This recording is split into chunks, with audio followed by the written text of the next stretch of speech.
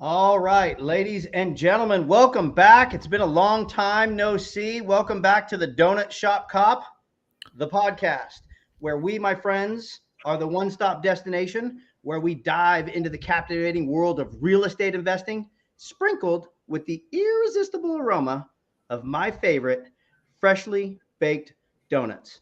And I'm your host, Chris. So we welcome all of our long Facebook and YouTube users on live as well as we podcast live. And I'm Chris and my partner, Andy, who's over there, you can see. And we are about to embark on an extraordinary journey. And Andy, am I excited for tonight for our guest, buddy? But before we do that, how about you tell all these folks how you and I came to meet and why we are sitting in a donut shop? Well, we're sitting in a donut shop because I was at a donut shop and I was on my laptop. And he saw me looking at some investments. He tapped me on the shoulder and arrested me for making bad real estate decisions. That's really how we met. And your donut choice sucked ass. And my too, donut so. choice.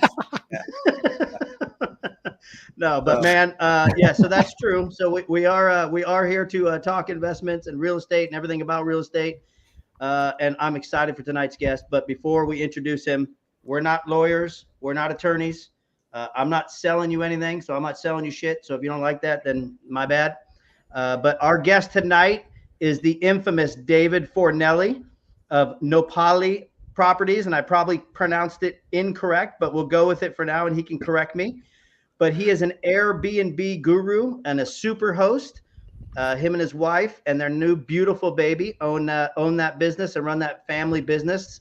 And so also recently a boutique hotel owner as well. So we're going to touch into that. So David, my man, thank you for being here. Thank you for being a participant. And why don't you tell us who you are, dude? Where are you from? Where are you at right now? What you got going on? Yeah, definitely. Thanks for having me, gentlemen. We were chatting before we started, and I was already laughing. This is absolutely incredible. It's such an honor to be here with y'all. Chris, as soon as I met you, what was it, last October, I was super impressed with you, and just meeting your dad, your pops was so cool. Andy, we didn't get to chop it up that much, but I was super impressed with you and glad you joined the community. So it's an absolute honor and a pleasure to be here. My name is David J. Fornelli. I go by DJ or David, whatever you guys prefer. Real estate investor based out of the Joshua Tree, Yucca Valley area. I've been investing in real estate along with my wife and brother-in-law for the last 3.5, about 4 years. We started in 2020, right before the pandemic hit. We started with all of the highest goals and aspirations and dreams. And then the world went into lockdown and we were like, what did we just do? And then real estate ended up being one of the best things that ever happened to us. So we, like Chris mentioned, we own and operate short-term rentals and Airbnbs in Joshua Tree, California, near Joshua Tree National Park. We started off in fix and flip and then eventually evolved into the short-term rental game because we knew we wanted to hold on to these properties so that we can, one, have cash flow, and then two, build true wealth. And eventually that led us to a hotel opportunity. So earlier last year, we broke ground and we started rehabbing a 10-key boutique hotel in downtown Palm Springs. We really wanted to stay away from the Palm Springs kind of really glamorous Miami Vice, Pink Flamingo kind of vibe. And so we did away with that and we went with a very relaxing and calming hotel. It's called Yara Hotel. We launched it earlier this year and it's been doing absolutely fantastic. We actually just had a record month for us, gentlemen. So it was pretty cool. The hotel broke $85,000 in gross revenue in 1 month alone. That's crazy, dude. That is insane. Yeah. So if you would have asked me, 5 years ago, hey, dude, where are you going to be at in 5 years? I probably wouldn't have said, yeah, I'm going to be a hotel owner and we're going to have these Airbnbs and all these investments. And so it's been an absolutely incredible and wild ride. And I'm just so grateful for the tiny successes that we've had so far. That's awesome, dude. So Airbnb, first of all, Joshua Tree. I've only been there once, so I never really even knew it existed because we went to Palm Desert and Palm Springs, and then we're like, everyone's like, yeah, you got to go to Joshua Tree. And I thought it was just a tree. Like literally, I thought we were like, driving to Monterey, where you see the one tree, like the cypress tree or the one lone tree or whatever it is. I'm like, okay, how long can you look at a tree? Like, I'm like, we got to drive 2 hours to get to a tree. But it's actually a cool place, dude. Like, it really is. So how did you how do you end up in Joshua Tree? Yeah, that's a great question. So I love nature. I love nature shoes. Once again, I love camping. I love hiking. I love nature. And so I've actually been coming out here for the last 8, 9, 10 years. And so we've been coming out here to camp in the national park. Well, in 2020, when we first started investing in real estate, nobody wanted to take us serious. And we were doing our damnedest to get properties under contract and to network with people and meet agents and lenders and whatnot. And we weren't having any luck. And so it was August of 2020. And we had been working in real estate all year. And my amazing and beautiful better half, Amanda, had the bright idea. Yeah, dude, she's amazing. She had the bright idea to send an email out to her network to see if anybody had a house to sell. Because at this point, we were just trying to get any deal we could. And so she sent out an email to her network, and one of her former coworkers, an amazing woman by the name of Rindy, responded and said, hey, I actually have a property in Joshua Tree that I'm getting rid of. Would you guys be interested in flipping it? And we were based out of Los Angeles, which is 2 hours away from Joshua Tree. So Joshua Tree wasn't our target market, you can say. But we were so desperate for a house flip and we just wanted to get that first official deal done that we decided to go take a look at it. We drove out to Joshua Tree. We took a look at it. We started talking about financing terms, and we were able to negotiate seller financing. So the seller carried the note for us at $205,000. During that time, there was this rule. I forget the name of the exact rule, but pretty much you were allowed to use your IRA investments for your own investments. Typically, you're not allowed to do that. Right. But it was some stipulation with COVID. I forget the exact stipulation where it allowed you to use your own self-directed IRA money for investment. So that's exactly what Amanda did. She pulled out her self-directed IRA. We put $55,000 into this house. So all in, we spent $260,000 to get all in. And we ended up selling that house for $410,000 in 3 months. We literally doubled the value of that house in 3 months. And so coming from the flipping world, we knew that house flippers typically didn't touch the landscaping or the exterior of the homes. But us being, some pretty savvy real estate investors, we decided to look at the market and we're like, what the heck is going on in Joshua Tree? Well, this was the pandemic and Airbnbs were really just starting to take off. At this time, I think there was about 600 or 700 Airbnbs in Joshua Tree. Now there's well over 1,600. Wow. And so we knew that likely this home was going to go to a short-term rental investor. So we wanted to appeal to the target customer that we had in mind. So we put a smart lock on the front door and we put like some string lights in the back and we put a cowboy tub and we put a couple of amenities. And sure enough, it was a crazy bidding war and we ended up selling it to a short-term rental investor. We made $130,000 in about 3.5 months. And we were like, what the heck is up with this market? As you can imagine, we were totally turned on to this market. Yep. And so that opened our eyes to what was going on in Joshua Tree. And we ended up doing another 11 projects out here after that. Wow, that's crazy. That is crazy. Let's talk about the investing piece of that, right? So what we talk about on here, Donut Shop Cop, what kind of our mission is to help cops. Well, we help anybody, but really when Andy and I got together, he heard my idea because I wanted to show cops that they could earn money, double-digit returns in real estate without having hundreds of thousands of dollars, right? And cops have to work a long time to get to their pension. A lot of times, emotionally, physically, or mentally, they just don't make it. They don't make it to 55. They don't make it to 57 in their job to get their pension. And so that's the mission here. So when you say directed IRA, we've talked about that before. So when you took money out of your directed IRA account, when it went back, did it go back in tax-free? It did. Yeah. So, I mean, pretty amazing. That's the value of this, right? And that's the value of RPM, the community we all met, Raising Private Money, right? With the queen of Raising Private Money, Amy Majori herself, right? Who will be a guest She'll be a guest next week, so tune in next week too. But Oh, sweet, what's that?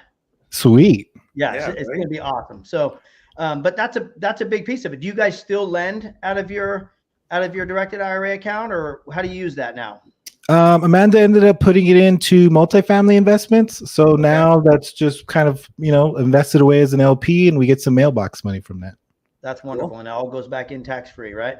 Yeah, it's amazing. Yeah. So I got one of those mailbox ones out of my Roth directed IRA account too in Texas, and it goes back in mailbox money, tax free, and that's just one of my other retirement accounts. So, but dude, Airbnb. Tell me the funniest story you've got from one of your Airbnbs. Like, I got to know, like, did somebody leave a poop on the floor? Like, have you, what's the funniest call you've received from somebody staying at your house and they call you and tell you what? Are you sure? Oh yeah, dude, I'm all Are in. you sure? Okay. I'm all in. Okay, this is Donut Shop Cop. Just imagine you're sitting at a donut shop right now. We're just shooting. Okay. I got this. This was about a year ago. We received a text message from our cleaners, and she's like, "You guys aren't going to believe this." And I'm like, What happened? Like, is the house okay? What's going on?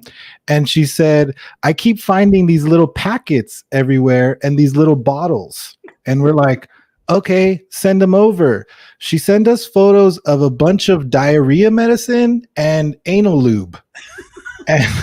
and there was packets of diarrhea medicine and like half used bottles of anal lube in the bedroom, like all over the place, like multiple packets. Like, it wasn't just like there was a few. There was about, like, I want to say maybe 8 to 10 different packets of Imodium, and like a pill was taken out of one of them. 2 pills were taken out of the other one.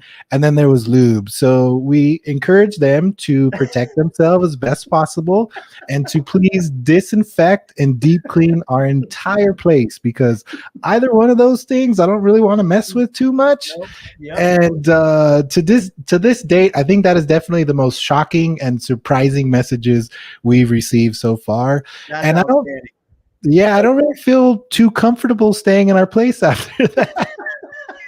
Well, Like, okay, so I don't want to be. That's one hell of a party, though. Yeah, it is. It was. That's circle almost like this what I back. hear on a day. What? Go ahead, Andy. I'm going to circle this back so we don't get off track here, right? Oh, come on. These aren't my pants, though. That's what I was going with that. These aren't my pants. No, but okay, so this is a really good lesson, though, right? Yes. Because I I thought you were understand. going to bring it back. I am bringing it back. Oh, So- okay. So it's a good lesson that Chris does this to people so we can hear their worst stories. And it's a good lesson for people, because to get into this, to do what you do, to do what we do, right? It takes a lot, right? There's a lot to what we do, and it's not for the faint of heart. But if you stick in it like you guys did, what did you make last month? What did you say? Yara Hotel alone brought in 85,000 of There you gross go. revenue. Yeah, so I'll put up with poop all day long to bring in $85,000. Okay. Right. But the lube might be just a little too far. Yeah. The Imodium was cool, but the Just half Just bottles so of we're lube. all aware, right? I didn't sign up for that. Like, come on, man. Yeah, no. You bring up a great point, though, Andy. We definitely work for our money, and I think that's a huge common misconception, specifically with Airbnbs or short-term rentals. Is, hey, I'm going to get this sick place, and it's going to be passive, and I'm just going to collect money, and that's actually not the case at all. And it's getting harder and harder and harder to operate a short-term rental and beat out the competition, because supply although demand is increasing, supply is greatly increasing as well. And so that just makes us as short-term rental operators, we have to be more professional. We have to really refine our systems, our processes, our tools. We have to provide excellent customer service, because that's just what people expect now. And anybody out there, if any of your listeners are short-term rental hosts, I encourage everybody as a host to step the hell up, because when people have a bad experience at an Airbnb, and especially if it's somebody who maybe this is their first or second time using Airbnb and they have a bad experience, the Airbnb community may lose that customer as a guest altogether. And that person may say, you know what? I tried Airbnb and I hate it. I'm just going to hotels because I know what I'm getting at Hilton or Hyatt or Marriott or whatever. So if there's any short-term rental hosts out there, collectively, we all have to step it up. Like, stop providing only 2 rolls of toilet paper. Please give your guests more than 2 rolls of toilet. There's a lot of poop talk here for some reason. But give your guests more than 2.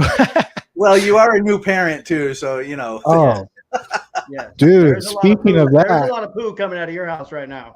a lot. Oh my gosh, I'm emptying the litter genie like 3 times a week now. I'm like, how is this possible? This little thing, this tiny little thing, just produces so much poop. But APV. After poop And Amanda value. telling you, David, stop putting your poop in there. I thought it was for me. I thought it was for all of us. You know, we all share. Aren't I supposed to teach my child? You know, what to do? What to do? But yeah, man, I'm being serious though. Like with Airbnbs and short-term rentals, now is not the time to kind of be lackadaisical with our rentals. Now is not the time to not be proactive and not handle maintenance issues. Right now, it's crucial more than ever before that hosts operate like true professionals and that we really cater to our guests and provide exceptional experiences. And that's all we aim to do, y'all, is just provide a truly exceptional experience. I love to travel. I love the desert. I love looking at the stars. So to be able to provide those experiences for individuals looking for that type of experience is absolutely incredible. It's something that we love. That's So what cool. does YAR mean? On your YAR hotel, what does YAR mean? Yar means butterfly. So it means butterfly in Arabic. So we actually had a contest on social media on Instagram to see who can name the hotel. And it ended up being very fitting because the Yara, prior to us operating it as a hotel, the last time it operated as a hotel was in 2019 or 2018, I believe. And then prior to that, it was an apartment building. And so the building had been worked on quite a bit, sort of haphazardly. And so the individuals that we bought it from did an extensive rehab. So the Yara, the butterfly theme, kind of plays into the whole building as we took it from this ugly old caterpillar and we gave it its wings, and now she's spreading her wings and flying. So it's pretty cool that we kind of built a story around the name itself. That is That's amazing. cool, 'cause That is very I cool. can gleam off what you said too, because as a profession that I do daily, cop to investor, the cop side of me, right? It's very similar to your Airbnb comment, right? Where one bad Airbnb experience ruins it for everybody. And it's the same very much in my industry, right? Where, something happens back east or somewhere in the Midwest, where a cop does something stupid and we all look bad. The profession looks bad, right? And, we all pay the price for that bad reputation. But with that said, right, we always talk on here the value of mentorship and the value of educating and reinvesting in yourself, right? And I know that you and I and Andy all share at least one beautiful and handsome mentors in common, because I can't leave Sean out. But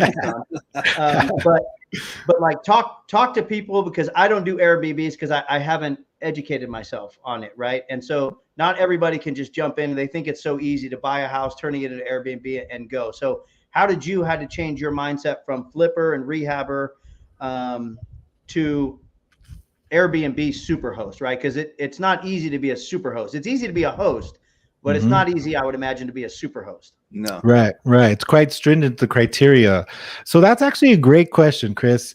And I consider myself a lifelong student. So on the topic of mentorship, right? When we were flipping houses, we would have 5, I believe at one time we had 6 projects going on. So we were extremely busy. And so when we first launched our Airbnbs, we actually utilized property management, professional property managers. And so although it was an expense, it was originally 18% and then moved to 20%. It was such a beautiful thing because I was able to shadow the professionals. So right off the bat, by leveraging property management, our Airbnbs were operated professionally from its genesis, right? And so they had the amazing review history, they had the traction and the momentum to be able to build a stellar listing. And so what I did, gentlemen, was I shadowed the property managers. I just shadowed the professionals. Even though they managed us and that's what we paid them to do, I was always chiming in on the communication. Anytime a guest would answer a question, I'd be like, oh my God, what are they going to respond? You know, and I would look at the response and it would be this professional, graceful, eloquent response. And so I learned how to operate a hospitality business from the professionals. And so that property management company that we originally signed on was eventually sold to another property management company. So then I had to shadow an additional set of hospitality professionals. And then that combined with just eating up as much of the free education on YouTube, social media, and podcasts that I could, I just became obsessed with how do I become a better host? How do I become a true super host, like you're saying? So for me, it was that healthy obsession of just learning as much as I could by as many people as I can, talking to as many different hosts as I could. And then the last and probably very crucial piece is getting involved in groups with other professional hosts, because then you have soundboards to bounce your ideas off of, or then you have people that you could say, hey, I'm dealing with this situation with this guest. Have you guys ever been in this situation before? I have no idea what to do. What do you guys do? Right? I don't claim to know everything. Like I said, I'm a lifelong student of this game, and I always see myself like that. So I just try to educate myself and talk to as many different people as I can in as many different markets to see what works and what doesn't work. And over time, with consistency, you build in the reps. And now I'm like, hey, I a year and a half, almost 2 years later, I'm a pretty damn good host. I gotta toot myself. I gotta pat myself on the back a little. Not toot myself. That's not wrong. Back to the poop, dude. Yeah, I know what's going on. I was not going to say anything. I'm sleep deprived, y'all. What I meant to say was I'm going to toot my own horn or pat myself on the back a little bit. And then I believe that I'm a good host because I take pride in truly providing those exceptional experiences and just being a cool person to work with. Like, people are coming to us for vacation. Our properties are in a vacation market. It's not a metro market where I'm not dealing with nurses or corporate travelers. I'm dealing with people who want to relax and have fun. So let me cater to those folks. And really, I'm still listening to podcasts. I'm still talking to as many hosts as I can. I'm still eating up YouTube content from Rob Built and Tony Robinson and Mike Storchson and all these Airbnb greats. It's just something that for me, it's not going to go away. There's always, in my mind and the way I was raised, there's always work to be done. There's always improvements that can be made. There's always a better way to do it. And so I'm always looking for that better way to do it. Right. So two questions. Number one, okay, getting into the bigger properties, we're talking about raising private money, because eventually you can't always use your own funds, right? Correct. So you got to raise private money, especially if you guys are scaling the way you're scaling, and Chris and I are scaling as well. And so part of the conversation that you're going to be on stage talking about is this as well, because we want to promote that event that's coming up, right? So talk about literally raising private money for what you're doing and how people can do the same thing, or what that thought process is behind that, so that most people think they can't get into this game because they're stuck in their W-2 and they don't have enough money to do this. And a lot of people don't know what OPM means, right?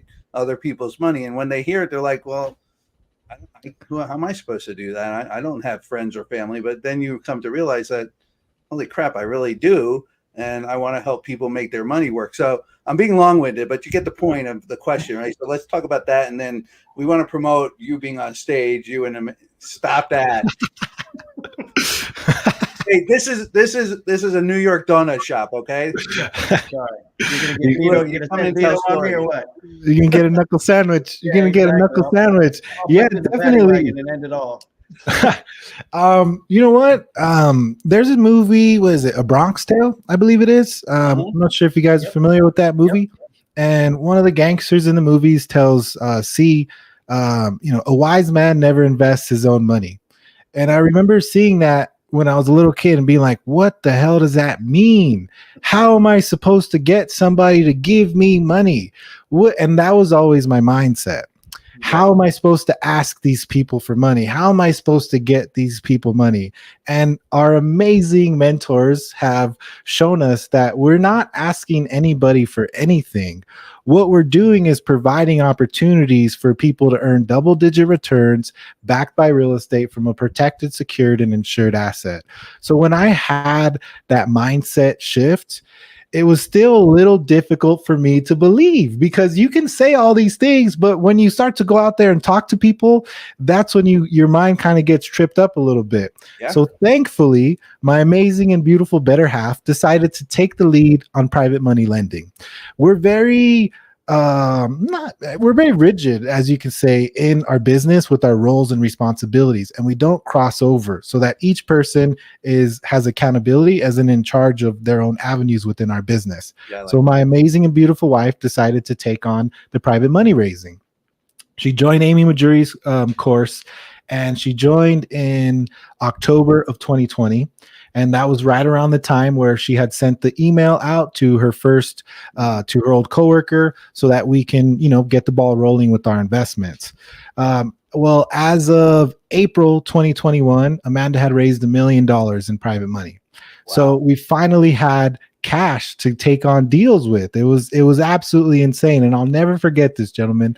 We were looking at a property in Joshua Tree, and it was on 5 acres, and the market was appreciating. And so we knew that this property had a high sales price, and we knew the type of experience it could be, but it was expensive. So I asked my wife, I was like, look at this place. It's so good. I'm in charge of marketing, lead generation. I said, look at this place. We can totally kill it. How are we going to pay for it? And she said, don't worry about that. I got it covered. And that's when I realized, oh my gosh, my wife totally learned how to raise private money from other individuals. And so since then, we've successfully raised over $4 million as a team that we use for all of our projects. And it's part of our ethos to use other people's money to grow our real estate business. And at the same time, much like you, Chris, help other individuals grow their passive income too.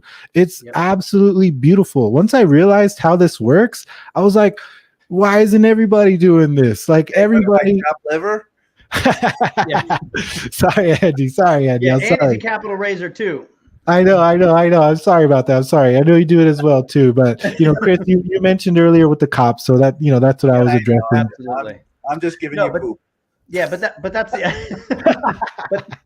that's the why, right? And it's funny when you have a why that's different like that. And when I say it's different, that it's not all about the dollar signs for you or for the property or whatever. It's the broader picture, right? It's that opportunity to get involved, right? Like the biggest thing I have now is that when I help cops, like I've just last month alone, I raised $535,000. But the best, and I never would have done that, right? But the best part is that $535,000 is going to get somebody 15% interest on their money. Yes. Right? And 12% interest on their money. Somebody that would not have made that $15,000, $18,000, $10,000, right? And so that's the big one for me, because my why. It's very similar to yours, David. It's very similar to Andy's. It's the family, right? It's my dad was my first private money lender, and he didn't even know it, and I didn't either, right? But now, like, I use him as a vehicle to show people that no, I do it with my money, and I do it with my dad's money, and he's going to earn close to 6 figures this year on interest alone, right? And he never knew that world existed, right? And so I didn't either until Amy. Right. And so that's the value of mentorship, and it's the value of a different why, because the why is not about me.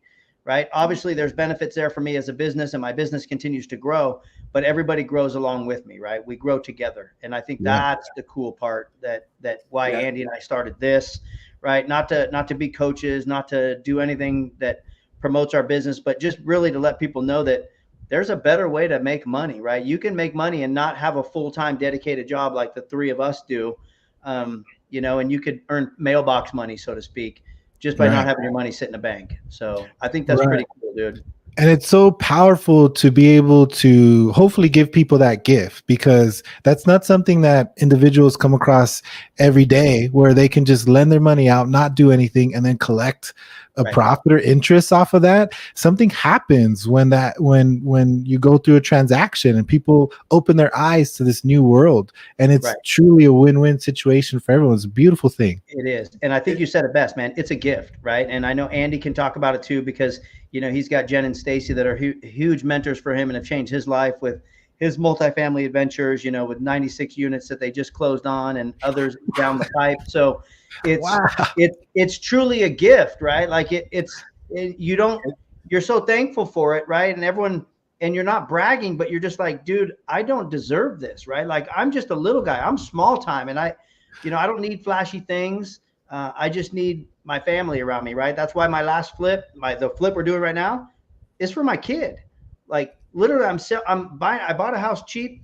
We're renovating it. Our business bought it. We're renovating it. We're going to sell it to him for way below market. We're going to gift him a whole bunch of equity. Wow. But he's going to be a homeowner. He's going to be a homeowner, right? So this skill and the people that I've been surrounded by, like you and Andy and Amy and Sean and Maurice and your lovely wife Amanda, and countless other people's in RPM and RMIFA. It's a gift, man. So thank you for sharing. You've been an inspiration for me. So I think it's pretty cool. You and Amanda, someone that gave me motivation to join the community. But we only had you on here because we want a discount at the Airbnbs when we come together. There's really no other reason. Go ahead and put that link in the chat box so I can see it. I'll be in Yucca Valley soon, man. Like, come through. I'll be sure to leave you guys lots of Imodium just in case. Just in case. These are my pants, David. These are my pants, bro. Touche. All right, dude. So David, what's your favorite? Wait. Cop story. I got to hear a cop story. Oh, cop story. Okay, sorry. Go ahead. What's your best run-in that you've had with the law? Wow. Okay. And hey, remember the We Fifth should be Amendment, asking dude. Amy. Yeah. Remember the Fifth Amendment, dude. You can't incriminate yourself. Correct. All right. Talking for a friend right now. All right. Well, we'll have to have this. We'll have to have this deeper conversation over drinks. But I'll never forget. I was 16 years old, and I had just learned how to drive. And so me and my buddy, we went to this house party, and we thought we were going to be so cool, and we had to be home by 10. And so I told my mom that we were going to the movies, I think. So already starting off on a bad foot, right? The terriblest thing happens at this house party. It's in Burbank at a nice area. It was kind of like one of those movie house parties where you can tell these rich kids their parents are gone, and they just threw this big, huge party, right? And it ended up being terrible, and there was a fight that broke out and all this stuff. And so me and my buddy, being 16 years old, we're just kind of like sitting there just like, wow, this is crazy, man. Like, can you believe all this stuff that's going on? And then, the cops come. And so we're just sitting there because we're like, yeah, we didn't do anything wrong, Yeah. And so when the cops come, they're getting upset with everybody because they need to figure out what the heck is going on. Right? You have hundreds of kids just like running around the street, Yeah. So they're like trying to figure out what's going on. And so they sit everybody down on the curb. And so we're sitting on the curb and we're looking at our cell phones. By this point, I'm freaking out because my curfew is starting to inch closer and closer. And I'm looking at my buddy and I'm like, dude, we are screwed. Like, my mom is not going to let us out. Like, what did we get into? Like, oh my God, regret, right? Instant regret. And so the cops are trying to figure out everything that's going on. We're chilling on the sidewalk, scared as hell, right? I'm thinking my life is over. It's ruined. What the hell? And I look up across the street and there's two cops, and one of them decides to pull his baton out and he hits his buddy in the leg. And then his buddy pulls his baton out and they're like, hey, somehow or another, they mentioned something about a lightsaber. And so these two cops start playing with each other's batons like they're playing lightsabers. And so I'm thinking my life is over, my whole career is over, like I'm screwed. And we look up and these two dudes are just having a blast, like trying to just taking a moment to figure out what's going on. And then I just remember looking at my buddy being like, oh, this is terrible. Looking at the cops being like, that's hilarious. Looking at my buddy being like, this is terrible. And I won't forget that. And That's awesome. that's probably one of my best cop stories. That's awesome, because you're like, What the hell's going on over there? But dude, we're screwed. What the hell is going on over there? We're screwed. Yeah. And I was so scared, right? Because like the cops come and everybody's freaking out. Like, it's like stormtroopers are here, and then they just start sword fighting, and it just like completely lightened the mood. Like I felt so bad, but seeing that just brought a little bit of joy to us. They were your father, by the way.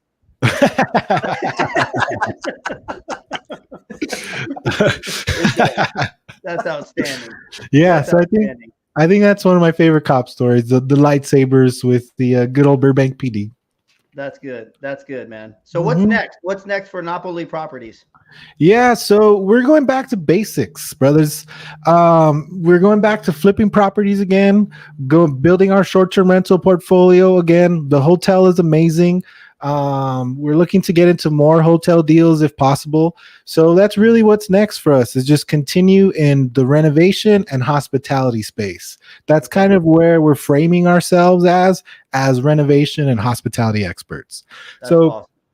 In addition to that, we're also helping people build out their own short-term rentals. So we're sharing our secrets, we're sharing our playbook, we're sharing all of our design skills and abilities. And so individuals who have their own property and they want to turn it into a short-term rental, we can help with everything from A to Z on sort of like a consultation capacity, as well as project management, setup management, design management, launch, and even property management. So how do people find you, David? Yeah. How do they find you, dude? On Instagram is the best way, at David J. Fornelli. You can also visit our website, www.nopoliproperties.com. And then we're also on all social media platforms, Instagram, Facebook, TikTok, LinkedIn, and YouTube. Okay, That's so awesome. Next question, right? You got something major coming up that you want to promote, don't you? Yes. We do. Big time. Yeah. This November 4th and 5th, in Austin, Texas, we'll be speaking at Amy Majuri's Raising Private Money Conference. And this conference is centered all around raising private money, whether you're fix and flip, wholesaler, multifamily, short-term rentals. We're going to be talking about how you can leverage private money to grow and scale your real estate business. In particular, my wife and I will be on stage sharing two things: how to help with retaining and then getting referrals for private money lenders. So we're going to be sharing, some secrets and some case studies and some stories of the past. So we're really looking forward to it. It's an amazing event. That's where we connected with Chris and Andy both. Actually, the first time I met you guys both was at one of the private money conferences. And I'm always super impressed with the room. The room that Amy and Sean are able to bring together is a very impressive room. And it's so cool because the RPM community is a family type atmosphere. And I think that spills over to the conference a little bit and people could kind of see it and feel it. So if you're interested in private money at all, or how you can use private money, or how to raise OPM, or how to grow your business, I highly recommend everybody come out. Austin, Texas, November 4th and 5th. Yep. Unfortunately, I'm missing that one. I really do want to be there, but I'm missing that one. It is not. It's definitely not a miss for me. I will always be there. They have changed my life. And for those that think, oh, it's just about raising money, I already know how to do that. I'll tell you, you don't. And even if you do, they'll make you better. It's like that Top Gun thing. Like, we're the best of the best, but we'll make you better. She will make you better. She's changed my life. Her and Sean have both changed my life. Like I said, I'm not big time, but when it's all perspective, right? When your mindset changes, my business changed, I changed as a person. The people that are in that community, I owe the world to. So if you don't have a way to get to Austin November 4th and 5th, you need to find a way if you are at all involved in real estate, because people like Amy will be talking, Sean, David, Amanda. I think we might even convince Maurice to get back up there again, even though he hates talking. There'll be some big hitters there. Vina's going to be there. Marcola will be there. So it's going to be awesome. So, but dude, David, the most important question of the night, bro. This one you got to think about, dude. Okay. You're a heavy hitter right here, dude. You can't mess this up, dude. Okay. All right, dude. We walk into a donut shop at 4 in the morning, dude. What are you picking? What am I buying for you? Maple Bar. All day long, huh? Maple Bar, right away. Maple Bar, bro. Right away. Maple Bar. Wait. That was so California. Say that again. I said Maple Bar, bro. You gotta have like a at the end. You're like, yeah, bruh. Yeah. Like, hey, what's up, bruh? Like, Is that like when you're surfing? You're like, dude, I got to make about Yeah, I can't even do it because I was from New York, so I can't even do exactly. I hear it all the time. It's bruh. You're my bruh. Like it is what Yeah. it is. Like, come on, bruh. Bruh, Like, bruh. We do that. California, we tend to, the thing about Californians that I notice is we tend to elongate our vowels. So yes, it's we do. like, hey, no way. That's crazy, right? Like we tend to elongate our Yeah. vowels. And we don't say our T's. It's not Santa Clara. It's Santa Clara. It's Yeah. not Santa Anna. It's Santa Anna. Yeah. Like we don't say T's either, bro. So it is what it is. So Andy, what are you going with today? What's your choice today, Andy? Oh man, I don't know. I like those. I like the donuts that have the chocolate glaze, right?